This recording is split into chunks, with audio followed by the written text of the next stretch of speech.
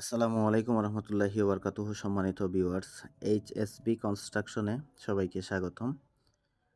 বিশেষ করে আজকে আমরা আলোচনা করব একটি বিল্ডিং এর ছাদ শাটারিং সহ ঢালাই এবং রড কী পরিমাণ লেগেছে, সিমেন্ট, এইসব বিষয়ের উপর এবং কাজের কিছু বিষয়বস্তু তুলে ধরব।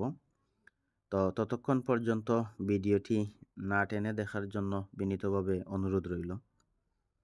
এইচএসবি কনস্ট্রাকশন সদা সর্বদা ভালো কিছু উপহার দেওয়ার চেষ্টা করে, তারই ধারাবাহিকতায় আমাদের প্রতিদিনের কার্যক্রম চলমান এবং আমরা আমাদের জায়গা থেকে সর্বোচ্চ চেষ্টা করে থাকি। বিশেষ করে আজকে যে বিষয়গুলো নিয়ে আলোচনা করব সেগুলো আশা করি মনোযোগ সহকারে শুনবেন। আপনাদেরকে প্রথমে যে সেন্টারিংগুলো দেখিয়েছিলাম, যেগুলো ছাদ শাটারিংয়ে প্রয়োজন হয়, তো এখানে আমরা পুরাতনের সাথে নতুন বেশিরভাগ ইউজ করেছি যাতে করে কোনো প্রবলেম না হয়। এই যে আপনারা দেখতে পাচ্ছেন বিমের তলিকাট টানানো হচ্ছে। এটা হচ্ছে একটা মসজিদ। মসজিদের ছাদের স্কোয়ার হচ্ছে 1890 ফিটের মতো।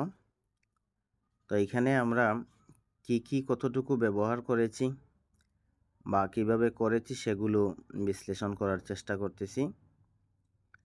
তো ততক্ষণ পর্যন্ত সাথেই থাকবেন।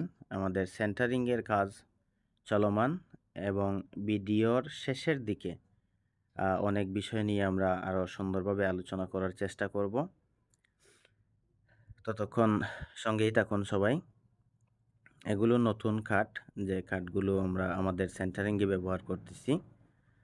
অনেক সময় পুরাতন কাঠ ব্যবহার করার ফলে সেন্টারিংয়ে অনেক প্রবলেম হয়, আঁকা বাঁকা থেকে যায় অথবা কাঠ ভেঙে যাওয়ার সম্ভাবনা থাকে বা পরবর্তীতে সাইড কাঠগুলো আউটে চলে যাওয়ার সম্ভাবনা থাকে বা অনেক সময় লোহা ছেড়ে দেয়। তার জন্য আমরা পুরনো কাঠের পাশাপাশি অধিকাংশ নতুন কাঠ ব্যবহার করেছি, আর পুরনো কাঠের মধ্যে যেগুলো ভালো সেগুলো ব্যবহার করার চেষ্টা করেছি। এখানে আমাদের সাইড কাঠগুলো তৈরি হচ্ছে এবং উপরে বিমের তলি কাঠগুলো টানানো হচ্ছে। তো যদিও আজকের ভিডিওটা একটু লম্বা হচ্ছে, আশা করি সাথে থেকে সকলেই দেখবেন। এটা হচ্ছে আমাদের খোয়াটা হচ্ছে এটা গত বছরের এই কাজটা প্রায় 1 বছর ক্লোজ ছিল, যার কারণে খোয়ার উপরে অনেক পাতা পড়ে গেছে, সেগুলো আমরা বাছাই করে নিব। আর এই যে আমাদের সেন্টারিং শুরু হয়েছে এবং সাইড কাটগুলো টানানো হয়েছে আর চেম্বার কাটগুলোও দেয়া হয়েছে। তা আমরা চেষ্টা করেছি একদম 100% খুঁটিগুলো, যে খুঁটিগুলো আছে সে খুঁটিগুলো যেন খুব ভালোভাবে হয় এবং কোনোটা যেন অতিরিক্ত খাটো না হয় সেদিকে খেয়াল রেখেছি। তার জন্য অনেকটা খুঁটি আছে, হয়তো একটু বাঁকা রয়েছে, তবে এটা আমরা এপিট ওপিট করে দেওয়ার চেষ্টা করেছি এবং পুরনো যে খুঁটিগুলো ছিল সেগুলো আমরা বিমের সাইটে এবং তলিকাটে ব্যবহার করেছি, অর্থাৎ বিমের বটমে ব্যবহার করেছি এবং সাইটে প্রত্যেকটা রুমের সাইটে আমরা ব্যবহার করেছি, যাতে করে কোনো ধরনের প্রবলেমের সম্মুখীন হতে না হয়। তারপরে আমরা যেহেতু দীর্ঘ সময়ের কাজ আমরা শর্ট টাইমে নিয়ে আসার চেষ্টা করেছি, তারপরও এটা অনেক লম্বা হয়ে গেছে। আমি খুব দ্রুত সময়ে সম্পূর্ণ বিশ্লেষণ করার চেষ্টা করতেছি যতটুকু সম্ভব।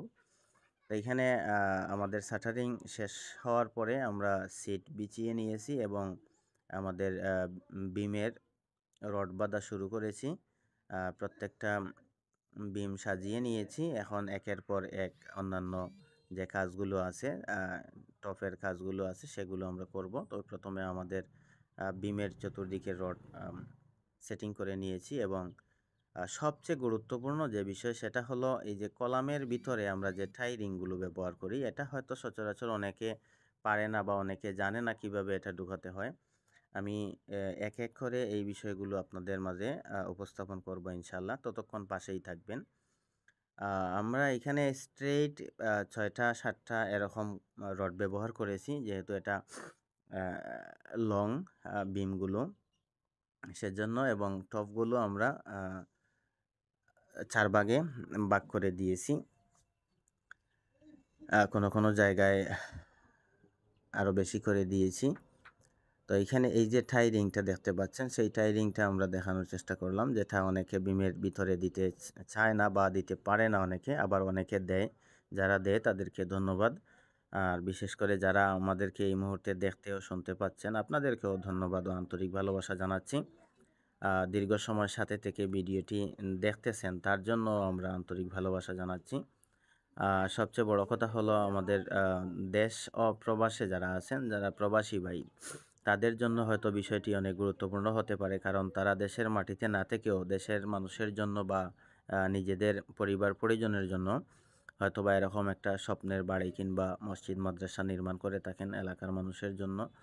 যদি মসজিদ মাদ্রাসা হয় সেগুলো এলাকার মানুষের জন্য, এবং বাড়ি যদি হয় সেটা নিজেদের প্রয়োজনের জন্য তৈরি করে থাকেন। তো আমাদের লক্ষ্য উদ্দেশ্য একটাই, যেন আপনার স্বপ্নের বাড়ি নির্মাণে কোনো রকম ত্রুটি না হয় এবং আপনার স্বপ্নের বাড়িটা যেন সুন্দরভাবে তৈরি করে নিতে পারেন এবং দীর্ঘমেয়াদী হয়। কারণ তিলে তিলে জমানো টাকাগুলো খরচ করবেন, তো একটু ভেবেচিন্তে করা উচিত বলে মনে করি। যেমন ধরেন, সর্বপ্রথম একটি বাড়ি নির্মাণে আপনার উচিত হলো একজন অভিজ্ঞ ইঞ্জিনিয়ারের পরামর্শ নেওয়া, এবং ইঞ্জিনিয়ারের কাছ থেকে পরামর্শ দিক নির্দেশনা নিয়ে যদি মনে হয় যে এখানে সয়েল টেস্টের প্রয়োজন, তাহলে সয়েল টেস্ট করা অতি জরুরি, এবং সয়েল টেস্টের রিপোর্ট নিয়ে তারপর আপনার বাড়ির অন্যান্য বিষয়বস্তু এবং ডিজাইন যে সেগুলো সিলেক্ট করা অত্যন্ত গুরুত্বপূর্ণ।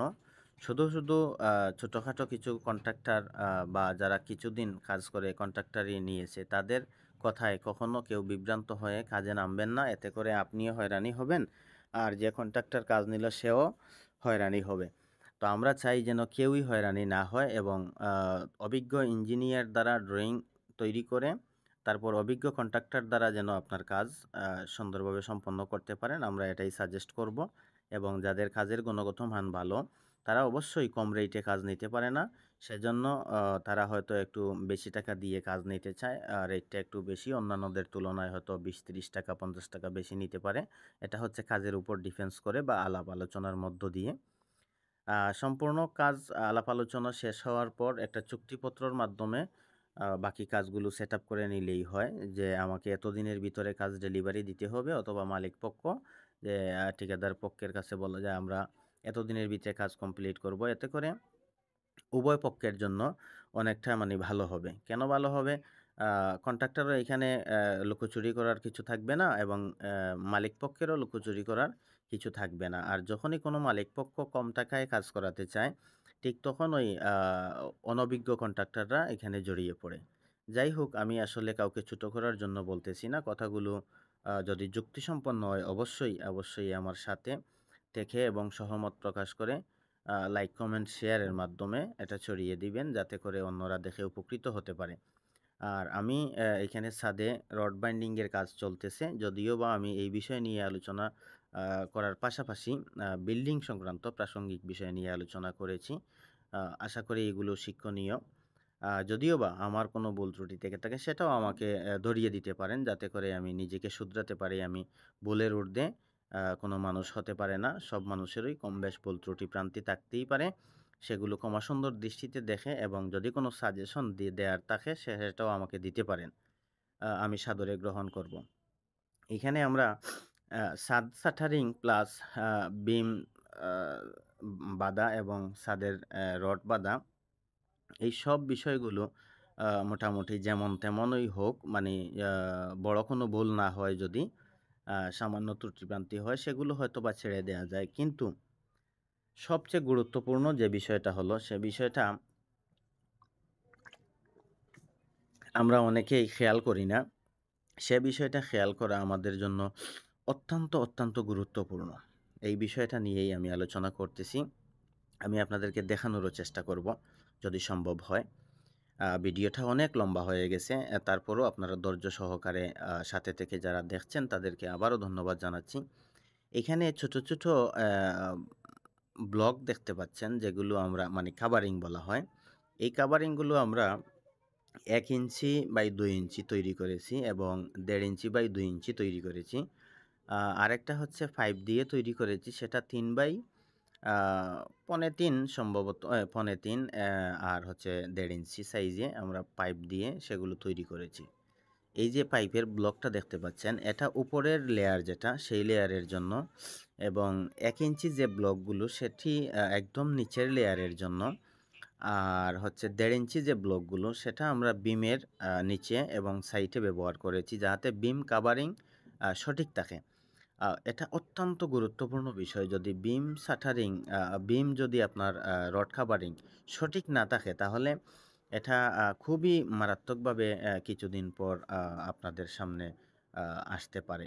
সেটা অবশ্যই খেয়াল রাখতে হবে আপনার স্বপ্নের বাড়ি। এবং সম্পূর্ণ শাটারিং করার পরে এখানে যে সুতা দেখতে পাচ্ছেন, আমরা এই সুতার মধ্য দিয়ে প্রত্যেকটা রুমে কর্নার থেকে কর্নারে সুতা টাঙিয়েছি, এবং সেখান থেকে আমাদের লেভেলটা সঠিক কিনা সেটা আমরা দেখার চেষ্টা করতেছি, যাতে করে কোনো জায়গায় বেশি ঢালাই এবং কোনো জায়গায় কম ঢালাই না নেয়। আর সিমেন্টেরও তো একটা হিসাব আছে, রডেরও একটা হিসাব আছে, সেগুলো যেন একদম সঠিক মাত্রায় হয়। তার জন্য আমরা এই যে ক্রস সুতাটা নিয়ে আমাদের লেভেলটা 100% করার চেষ্টা করলাম, আপনারা দেখতে পেয়েছেন। আর হচ্ছে প্রত্যেকটা জায়গায় আমরা আমাদের ব্লক যেগুলো সেগুলো সুন্দরভাবে সেটিং দেওয়ার চেষ্টা করেছি। আর এখানে ইলেকট্রিক কাজ চলতেছে, সে পাইপগুলো বেশিরভাগ পাইপগুলো আমরা আঁকাবাঁকা নেয়ার চেষ্টা করেছি, যাতে করে পরবর্তীতে কোনো প্রবলেমের সম্মুখীন হতে না হয়। আর এই যে যেটা দেখতে পাচ্ছেন, এটা হলো এই ছাদের যে তলাটা, বটমটা অ্যাকুরেট লেভেলে আছে কিনা সেই বিষয়টাই দেখানোর জন্য আমি এই চেষ্টাটুকু করেছি, এবং কিভাবে করতে হয় সেটা তুলে ধরলাম। অর্থাৎ বিল্ডিং যে কোনো রুমের এক কর্নার থেকে অন্য কর্নার লেভেল করে সুতা টাঙিয়ে নিলে মধ্যের জায়গাটা 100% লেভেলে আছে কিনা সেটা বোঝা সম্ভব। আর আমাদের এই ছাদের কাজ চলমান একের পর এক, যেহেতু দীর্ঘমেয়াদী কাজ, সেজন্য আমরা সম্পূর্ণ বিষয় একদম দেখাতে না পেরে আন্তরিকভাবে দুঃখিত। কিছু কিছু বিষয় যেগুলো মোটামুটি দিক নির্দেশনা এবং সাজেশনমূলক বা শিক্ষণীয়, সেগুলো আমরা সংক্ষিপ্ত ভিডিওর মাধ্যমে তুলে ধরার চেষ্টা করেছি, এবং ধাপে ধাপে ভিডিও করেছি, যার জন্য সব বিষয় একেবারে প্রেজেন্ট করা হয়তো সম্ভব হচ্ছে না, বা বুঝতে যদি কারো অসুবিধা হয় তাহলে আমাদেরকে নক করতে পারেন, আমরা বুঝিয়ে বলার চেষ্টা করব, এবং যে কোনো পরামর্শ থাকলে সেটাও আমাদেরকে দিয়ে সহযোগিতা করবেন। এইচএসপি কনস্ট্রাকশন সব সময় চেষ্টা করে ভালো কিছু উপহার দেওয়ার জন্য, আমাদের সাধ্য এবং সামর্থ্য অনুযায়ী। আর আমাদের এই যে বিম কাভারিংগুলো আমরা 3 দিকেই, বটমে এবং সাইডে 3 দিকেই আমাদের কাভারিংগুলো 1.5 ইঞ্চি করে একদম ক্লিয়ার করে দিয়েছি, এবং প্রত্যেকটা বিমের ভিতর দিয়ে কলামে টাই রিং ব্যবহার করেছি 2টো করে, যেহেতু এটা বিমটা হলো 10/12, সেজন্য আমরা আরও নিখুঁতভাবে খেয়াল করেছি যে কিভাবে কি করলে ভালো হয় সেটা।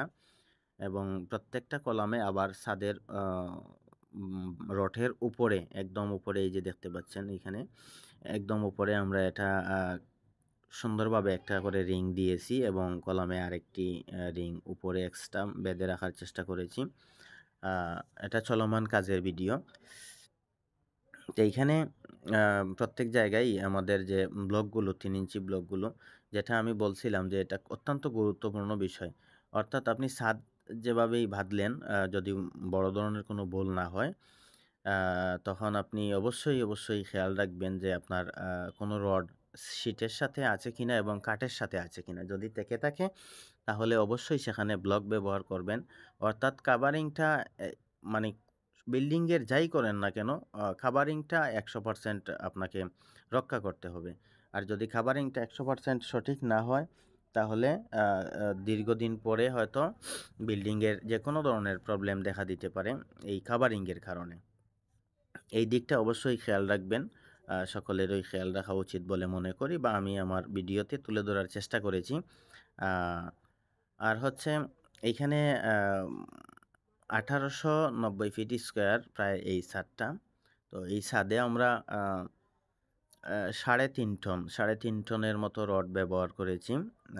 এখানে আরও কিছু সামথিং আছে, হয়তো 100 কেজির মতো সম্ভবত পরে এক্সট্রা নেওয়া হয়েছে। তো এই ছাদে আমরা প্রায় 3.5 টন, 3.5 ধরেন 3600 কেজি রড ব্যবহার করেছি। এখানে 250 রড আছে, তারপরে 500 রড আছে, 300 আছে, 400 আছে। সব মিলিয়ে আমরা প্রায় 3600 কেজি রড ব্যবহার করেছি। আপনি চাইলে আরেকটু বেশিও করতে পারেন, আবার আরেকটু কম দিয়েও করতে পারেন। এটা অবশ্যই কাজের সাথে সম্পর্ক রেখে একটু 19-20 হতে পারে। এটা স্বাভাবিক বিষয়, এটা অস্বাভাবিক কিছু না। তো দীর্ঘ সময় আলোচনা করতেছি এবং আমার কথাগুলো আপনারা মন দিয়ে শোনার জন্য আবারও আন্তরিক ধন্যবাদ ও কৃতজ্ঞতা জানাচ্ছি, এবং ভিডিওটি না টেনে পুরো সময় ধরে আমার সাথে থাকার জন্য মোবারকবাদ জানাচ্ছি। এইচএসবি কনস্ট্রাকশনের পক্ষ থেকে কৃতজ্ঞতা জানাচ্ছি। আর আমাদের এই ভিডিওটি যদি ভালো লাগে তাহলে অবশ্যই লাইক, কমেন্ট, শেয়ারের মাধ্যমে অন্যকে দেখা ও বোঝার সুযোগ করে দিবেন। এখানে দেখতে পাচ্ছেন এখন আমরা ঢালাইয়ের কাজ শুরু করে দিয়েছি। ঢালাইটা আমরা একদিনেই কভার করব, অর্থাৎ প্রত্যেকটা ছাদই একদিনে কভার করা হয়। এখানে গ্রামের অত্যন্ত গণ্যমান্য মুরব্বিয়ান এবং মসজিদ কমিটি উপস্থিত রয়েছেন, এবং তারা অসংখ্য ধন্যবাদ আর কৃতজ্ঞতা জানিয়েছেন আমাদের কাজের উপর সন্তুষ্ট হয়ে। তো আমরা ঢালাইয়ের কাজ শুরু করে দিয়েছি। আর এইখানে সিমেন্টের সংখ্যাটা এটা হচ্ছে 195 এর মতো, 195 ব্যাগের মতো এইখানে ইউজ করা হয়েছে। আর খোয়া যতটুকু প্রয়োজন ততটুকু, এবং বালি যতটুকু প্রয়োজন ততটুকু দেয়া হয়েছে। আর আমরা আমাদের কাজটা স্বয়ংসম্পন্নভাবে মহান আল্লাহ তাআলার অশেষ মেহেরবানিতে সম্পন্ন করতে পেরেছি। আমি পুরোটাই দেখানোর চেষ্টা করতেছি কম বেশ। হয়তো সবটা একসাথে দেখাতে পারি নাই, কিন্তু ধাপে ধাপে ভিডিও কালেকশন করে আপনাদেরকে দেখানোর চেষ্টা করতেছি। আসলে অত্যন্ত গুরুত্বপূর্ণ এই বিষয়গুলো, আমরা অনেকেই জানি না বা জানার চেষ্টা করি না। এগুলো জানা সবার প্রয়োজন, কারণ কন্ট্রাক্টররা অনেক সময় বিভিন্ন ধরনের কৌশল ব্যবহার করে থাকে, যেটার মধ্য দিয়ে কন্ট্রাক্টরদের একটু প্রফিটের জন্য আপনার স্বপ্নের বাড়িটা অনেকে ধ্বংস করে দিতে চায়। তো এটা আসলে সে জেনে করে না জেনেই করে, কারণ মনে করে যে এখানে রড কাভারিংটা এত গুরুত্বপূর্ণ না। এটা মনে করার কারণেই এই সমস্যাগুলো পরবর্তীতে দেখা দেয়। আপনি দেখবেন কিছুদিন পরে ছাদ থেকে অনেক সময় দেখবেন মশলার টুকরো ছুটে নিচে পড়ে যায়। এই কাজটা হয় শুধুমাত্র রড কাভারিংটা 100% না দেওয়ার কারণে এই কাজটা হয়। তো যাই হোক, মানে রডের কাভারিংটা 100% দেওয়ার চেষ্টা করবেন, এবং যে কোনো বিষয়ে যদি আপনি অনভিজ্ঞ হন এবং জানতে ইচ্ছুক হন, তাহলে অবশ্যই অভিজ্ঞ ইঞ্জিনিয়ার কিংবা অভিজ্ঞ কন্ট্রাক্টরের পরামর্শ নিতে পারেন। তবে বিশেষ করে অভিজ্ঞ ইঞ্জিনিয়ারের পরামর্শ নিয়েই কাজটুকু করলে বেস্ট হয়। আর অভিজ্ঞ কন্ট্রাক্টর থাকলে তো কথাই নেই, আপনার কাজটা ইঞ্জিনিয়ার কন্ট্রাক্টর মিলে সুন্দরভাবে করতে পারে। যাই হোক, আমরা শেষ অধ্যায় চলে এসেছি। ছাদে গ্যারোটিন দেওয়ার আগে অনেক সময় আমরা এগুলো করি না, বা অনেক কন্ট্রাক্টর মিস্ত্রিরা এগুলো করে না। ছাদে গ্যারোটিন দেওয়ার আগে, যেটা যদি আপনার ছাদটা যেমন আর আপনি দ্বিতীয় তলা এখন করবেন না, এটা কয়েক বছর পরে করবেন, তখন অবশ্যই আপনাকে গ্যারাটিন দিতে হবে, অর্থাৎ সিমেন্টের লেপ দিতে হবে। সেজন্য প্রথমেই এটাকে পানি দিয়ে ভিজিয়ে নিতে হবে এবং সিলে নিতে হবে। ধন্যবাদ সবাইকে, ভালো থাকবেন।